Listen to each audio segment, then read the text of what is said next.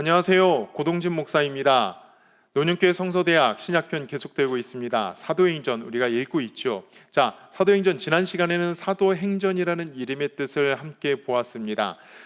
그런데 이 사도들의 행전이다라고 이야기를 했지만은 사도행전의 면면을 보면은 그 모든 말씀들을 읽어보면은 사도행전이라는 이름보다는 성령의 행전이다, 성령의 기록이다라고 말씀을 하는 것이 더 적당할 것 같습니다. 더 적합할 것 같습니다. 자, 이제는 사도행전을 누가 기록했는가? 또 수신자는 누구인가? 다시 한번 보도록 하죠. 사도행전의 기록자입니다. 기록자는 우리가 누가복음에서 보았듯이 바로 헬라인 의사 누가입니다. 누가라는 그 뜻은 빛나다라는 뜻이라고 하죠. 자, 누가는 어떤 사람인가? 우리는 의사라고 잘 알고 있습니다. 골로새서 1장 14절의 말씀처럼 누가는 의사이다. 사도 바울의 그 육체의 가시를 위해서 하나님께서 붙여준 의사이다라고 교회는 그렇게 믿고 있고 또 여기고 있고 생각을 합니다. 자, 누가는 언제 만났는가? 바울의 2차 전도 여행 때 만났습니다. 바로 드로아에서 만났죠. 바울은 2차 전도 여행 때 무엇을 꿈꿨고 무엇을 계획했었냐면은 바로 아시아, 지금 터키 내륙 지역에 있는 곳에 가서 그 믿음의 형제들에게 복음을 증거하기를 원했습니다.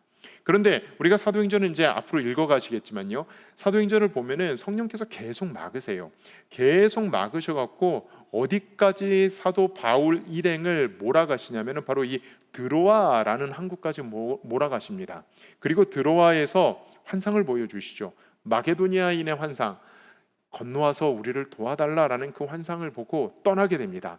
바로 그때 누가가 바울을 만났다라고 성서학자들은 이야기를 합니다. 왜냐하면요, 이 2차 전도 여행 이후에 보면은 어떤 표현들이 나오냐면 우리라는 표현이 나옵니다. 즉 기록자와 바울을 쓸 때, 그 일행을 쓸 때 바울 일행 이렇게 쓰지 않고 우리는 무엇을 했다, 우리는 빌립보에 들어갔다, 우리는 어떻게 했다, 우리는 무엇을 했다, 이렇게 우리라는 표현을 통해서 바로 누가가 이 빌립보 드로아에서 함께 만났구나라고 생각을 합니다. 자, 그리고 또 계속해서 말씀을 읽어가 보면은요, 제 3차 여행 시에도 바울 일행과 함께 동행했음을 우리는 보게 됩니다. 바로 우리라는 표현 때문이죠. 그리고 바울이 로마에서 수감되고 있을 때도 그 바울 옆에서 바울의 아픈 육체를 도와주면서 함께 했다라는 것을 우리가 보게 됩니다. 그리고 2차 로마 수감 때에도 바울 옆에서 끝까지 지켜보고 있었다라고 이렇게 생각이 되죠. 기록자를 추측해 볼 수 있는 증거가 또 어떤 것이냐면은, 우리가 헬라인 의사 누가라고 했잖아요.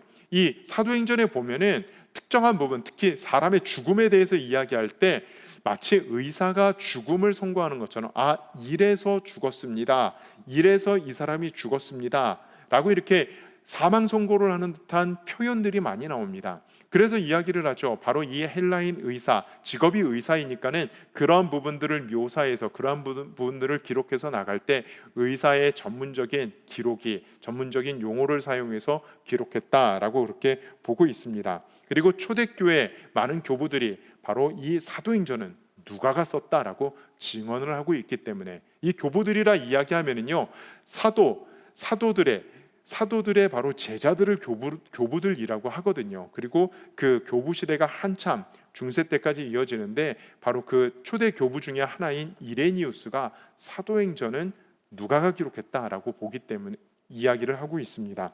자, 수신자는 누구입니까? 우리가 너무나도 잘 아는 데오빌로 카카입니다. 데오빌로 카카. 누가복음에서 우리가 이야기를 나눴죠. 데오빌로 카카에 대한 세 가지 의견이 있다. 첫 번째는 로마 황제 도미티아누스의 조카 클레멘스다라는 설이 있습니다. 조카 클레멘스가 가명을 써서 이 편지를 받아보고 있다, 누가복음과 사도행전을 받아보고 있다라는 학설이 있죠. 왜냐면요, 이 도미티아누스가 어떠한 황제냐면은 상상을 초월한 박해를 이루었던, 이 도미티아누스가 로마 전국적으로 기독교인의 박해를 시작했던 황제가 바로 이 도미티아누스입니다. 우리는 흔히 네로 황제가 박해를 제일 심하게 했다라고 이야기를 하지만 아니요, 역사를 보면은 이 도미티아누스 황제가 아주 로마 전국적으로 박해를 시작했고 아주 혹독하게 그리스도인들을 박해했던 황제입니다. 그 황제 조카 클레멘스에게 편지를 쓰니까 어떻게 합니까? 가명으로 써야죠. 그렇게 가명으로 써서 보냈다라는 이야기를 하는 학설이 있습니다. 자, 두 번째는요. 데오빌로, 이 데오빌로라는 사람은 특정 인물이 아닌 교회 전체 공동체다라는 그런 또 설이 있죠. 데오, 하나님, 빌로스, 친구, 이 두 단어의 합성어가 바로 데오빌로거든요. 그러니까 하나님의 친구들, 교회 공동체다라는 학설이 있습니다. 그리고 세 번째는 어떤 학설이 있냐면은 바로 각하라는 호칭을 할 수 있는 아주 고위 공직자였을 것이다 라고, 이렇게 황제에 준하는 고위 공직자였을 것이다 라고 이야기를 합니다. 자, 이 세 가지는 다 학설인데요, 공통적으로 이 교회 2000년 동안 교회가 생각하는 이론이 있습니다.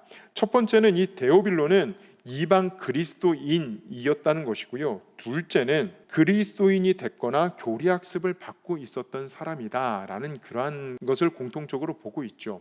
바로 이 로마 고위 공직자들, 로마 고위 공직자인 한 사람에게 이 편지를 쓰고 있다라고 보시면 됩니다. 그리고 이방인 중에서 믿음을 시작한 사람에게 이 믿음의 진실성에 대해서, 복음의 진실성에 대해서, 기독교의 역사성에 대해서 기록하고 있는 책이 바로 누가복음이고, 그리고 사도행전이라는 책이죠. 자, 배경입니다.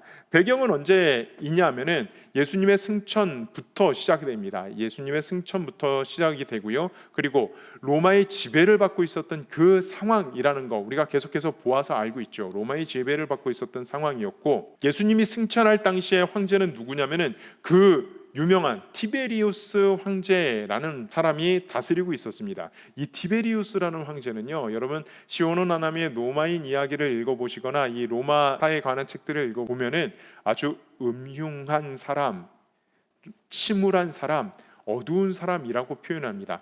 아주 로마를 잘 다스렸지만은, 쉽게 얘기해서 이 사람은 어떻게 로마를 통치를 했냐면은 비밀 경찰들을 풀어서 정보들을 수집하고 그 사람들, 자기에게 반기를 드는 사람들을 소리 소문 없이 숙청을 해 나가면서 로마를 다스렸던 사람입니다. 그러니까 어떡합니까? 분위기 자체가, 로마 제국 분위기 자체가 엄혹했고 어두웠던 사실, 그때 당시에 예수님이 활동하셨고 그때 당시에 기독교가 시작되었다라는 생각을 갖고 계시면 됩니다. 그리고 사도행전에 나타나는 것이 또 무엇이냐면은 교회에 대한, 그리스도 교회에 대한 박해가 있었습니다. 첫 번째 박해는 누구로부터 시작을 되냐면은 글라우디오스 황제로부터 박해가 시작됩니다. 왜 이 글라우디오스 황제로부터 박해가 시작되었다라고 이야기를 하냐면은 로마라는 도시 안에 유대인들과 기독교인들 간의 소요가 일어납니다. 유대인들과 기독교인들, 쉽게 유대인들과 유대 기독교인들 안에 이 소요가 일어나니까 로마 황제인 글라우디오스는 어떻게 생각하냐면은 유대인들끼리 종파적인 문제로 소요가 일어났다 그래갖고 로마에서 유대인들을 추방하는 그 추방령이 내리게 됩니다. 그러면서 1차적인 박해가 시작됩니다. 그 추방령으로 인해서 유대인들은 어떠한 생각을 하냐면, 기독교인들 때문에 우리가 로마에서 추방당했다라고 생각하면서 유대인들에 의한 기독교의 박해가 심화되는 것이 역사적인 배경입니다. 그리고 글라디오스 황제가 어떻게 박해를 했냐면요, 육체적으로, 물리적으로 이렇게 박해를 하지는 않았습니다. 역사적으로 보면은 은근한 박해라고 이야기를 합니다. 기독교인들이 상점을 열고 장사를 하면 불매 운동을 하게 하고, 기독교인이면은 고용을 금지시키고, 이러한 일들을 통해 믿음을 흔들어 놓고 믿음의 박해를 했다는 것이죠. 네로 황제는 우리가 너무나도 잘 알고 있는 바로 그 네로 황제, 자기의 잘못을 덮기 위해서 그 불만을 기독교에게 돌리고 기독교인들을 박해했던 황제이죠. 바로 이 네로 황제 때 베드로가 죽고 또 사도 바울이 죽는 그러한 것들을 보게 됩니다. 자, 이 사도행전, 이러한 박해 가운데 사도행전 속에서 무엇을 이야기하고 있냐면은 기독교인들의 자의식이 형성되기 시작합니다. 그것이 12장의 이야기죠. 그 전까지는 유대교의 한 종파, 유대교의 한 분파라고 그렇게 유대인들은 보고 또 로마인들은 보았습니다. 그런데 박해가 시작되면서, 박해가 심화되면서 어떻게 됩니까? 기독교인이라는 이름들이 생겨나게 되고, 기독교인이라는 그러한 것이 공식 명칭으로서 지정되게 되는 것을 보게 됩니다. 자, 기록연대입니다. 기록연대는 우리가 AD 61년에서 63년경이라고 이렇게 보고 있습니다. 왜 그렇게 보고 있냐면요, 이 사도행전이 언제 기록되었는가? 바로 바울의 로마에서 가택 연금 사건을 포함하고 있기 때문에 바로 이때 기록되었다라고 보고 있습니다. 그리고 로마의 대화재나 레로치아의 박해나 바울의 죽음에 대해서, 또 예루살렘 성전의 멸망에 대해서, 회파에 대해서 다루고 있지 않기 때문에 바로 요때 기록되었다라고 이렇게 보고 있습니다. 자, 기록 목적입니다. 기록 목적은 무엇입니까? 데오빌로에게 예수 그리스도의 부활 승천 후에 되어진 일을 알리기 위하여, 그리고 복음이 성령의 역사하심을 통해 로마까지 전파되는 과정을 기록하기 위하여, 또 성령을 통해서 예수님의 사역이 계속되고 있다는 것을 보여주고 있습니다. 마지막으로는 기독교의 역사성과 복음의 진실성을 기록하고자, 밝히고자 이 사도행전이 기록되어 있다는 것이죠. 자, 첫 절과 끝절입니다. 데오빌로여, 내가 먼저 쓴 글. 누가복음에는 물은 예수께서 행하시며 가르치시길 시작하심부터라고 이야기하면서 이제 예수님께서 죽으시고 나서 어떻게 기독교가 전파되었는지에 대해서 기록하고자 합니다라고 하지요. 그리고 나서 끝절은 어떻게 합니까? 하나님 나라를 전파하며 주 예수 그리스도에 관한 모든 것을 담대하게 거침없이 가르치더라라고 하면서 사도행전이 끝이 납니다. 사도행전의 특징 가운데 하나가 무엇인 줄 아십니까? 28장으로 끝나는데요. 여러분들 이 28장 31절 끝부분에는 뭔가 더 기록해야 될 것 같습니다. 바울이 어디 가서 더 전도 여행을 했고, 누가가 또 어떻게 복음을 전했고, 디모데는 또 어떻게 활동을 했고, 그런 것들이 기록되어야 할 것 같은데 여기서 끝납니다. 그래서 이야기합니다. 이 뒷부분은 사도행전의 29장부터는 바로 교회가 써 내려가고 있다라고 이야기를 하고 있죠. 바로 사도행전 29장의 주인공, 아니 사도행전 29장의 일꾼들은, 거기에 쓰여 그 사도행전 29장을 쓰고 있는 사람들은 저와 여러분들이라는 사실을 기억하시면서 사도행전을 보시기를 바랍니다. 이제 전체 보기를 하겠습니다. 이 사도행전은 크게 세 부분으로 나누어서 보시면 좋을 것 같습니다. 역사적인 기록, 복음의 진실성에 대한 기록이기 때문에 굉장히 방대한 내용을 다루고 있고 자세한 내용들을 다루고 있습니다. 첫 번째 부분은 1장부터 8장까지 나와 있는 8장 4절까지 나와 있는 예루살렘의 증인들입니다. 예루살렘에서 어떻게 복음이 시작됐고, 예루살렘에서 어떻게 하나님의 말씀이 증거되었고, 그리고 증인들은 어떻게 섰는지에 대해서 기록을 하고 있습니다. 거기에 중심되는 인물은 바로 유대인이고 또 베드로와 스데반이었다는 것을 기억하시길 바랍니다. 약 2년의 시간을 기록을 하고 있죠. 자, 두 번째는 유대와 사마리아의 증인들입니다. 이제 유대 안에서, 예루살렘 안에서 복음이 밖으로 분출되어 나갑니다. 복음이 박해로 인해 흩어지면서, 박해로 인해 믿음의 사람들이 복음을 들고 나가게 됩니다. 사마리아의 복음이 증거됩니다. 그 중심되는 인물이 누구입니까? 바로 빌립이고 사울이고 베드로입니다. 유대와 사마리아에서의 증인들에 대한 기록이 8장 5절부터 12장 25절까지 기록되어 있습니다. 약 16년의 시간이 바로 이 8장부터 12장까지의 기록의 역사이죠. 마지막은 13장부터 28장 31절까지 땅끝까지의 증인들, 이렇게 기록되어 있죠. 땅끝까지의 증인들.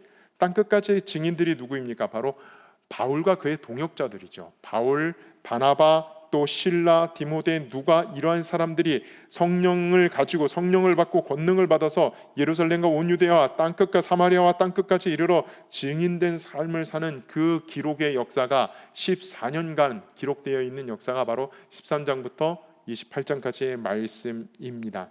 여러분들, 이 말씀들을 보시면요, 복음이 증거됩니다. 복음이 퍼져나갑니다. 그런데 사도행전에 이 패턴이 있습니다. 우리가 세 부분으로 나눴는데 세 부분의 패턴이 무엇입니까? 복음이 증거됩니다. 복음이 증거된 후에는 즐거움과 기쁨과 감사가 있지만은, 그러나 언제나 박해가 뒤따르고 있는 것을 우리는 보게 됩니다. 복음이 증거됩니다. 스데반의 증언과 순교가 있으면서 박해가 시작됩니다. 그리고 나서 또 보시죠. 복음이 증거됩니다. 그 사마리아 성에 기쁨이 넘칩니다. 베드로의 증언이 있습니다. 사울의 회심이 있습니다. 안디옥 교회의 증거가 있습니다. 그리고 나서 헤롯의 박해가 있음을 보게 됩니다. 또 복음이 증거됩니다. 바울에 의해서 복음이 이 땅끝까지 복음이 증거됩니다. 그런데 어떻게 됩니까? 로마에 감금돼서 박해를 당하고 있는 것으로 이렇게 패턴이 있는 것을 보게 됩니다. 사도행전은 왜 이렇게 이렇게 복음이 증거된 후에는 박해가 뒤따르는 패턴을 계속해서 기록을 하고 있을까요? 여러분 보십시오. 박해로 인해 복음이 막히는 것 같습니다. 박해로 인해 복음이 좌절되는 것 같습니다. 그런데 박해로 인해 복음이 멈춰서는 것이 아니라 사도행전의 기록을 보시죠. 박해로 인해 복음이 멈춰선 것이 아니라 거침없이 더욱더 복음은 증거되고 진보하고 진행되어 나가는 것을 보게 됩니다. 첫 번째 박해가 있었을 때 예루살렘에서 복음이 멈출 줄 알았습니다. 그런데 그 첫 번째 박해로 인해서 복음은 어디로 퍼집니까? 사마리아로 퍼지고 이방인들에게 퍼집니다. 그 퍼진 복음이 헤롯의 박해로 인해 멈출 줄 알았습니다. 그런데 성령께서는 바울과 그의 동역자들을 통해서 땅끝까지 복음을 가지고 나가게 하십니다. 그리고 바울의 박해로 인해서 복음이 멈춰진 것 같았지만은 28장 31절은 무엇이라고 기록하고 있습니까? 담대하게 거침없이 복음은 증거되고 있다. 여러분, 그렇게 담대하게 거침없이 복음이 증거된 살아있는 역사, 살아있는 증인들이 바로 우리들이지 않습니까? 그 먼 이스라엘에서, 그 먼 로마 땅에서, 그 먼 유럽 땅에서 미국을 건너 바로 이 대한민국에서 복음이 증거되고 복음이 꼽히고 있는 그 증인들이 바로 우리들이라는 사실을 기억하시고 여러분들도 복음의 증인으로 서시기를 바랍니다. 오늘은 여기까지 하겠습니다. 이제 다음 시간부터는 아주 사도행전을 좀 자세하게 보면서 나가도록 하겠습니다. 사도행전을 자세하게 보면서 바울 서신들도 그리고 일반 서신들도 함께 보면서 나가도록 하겠습니다. 감사합니다.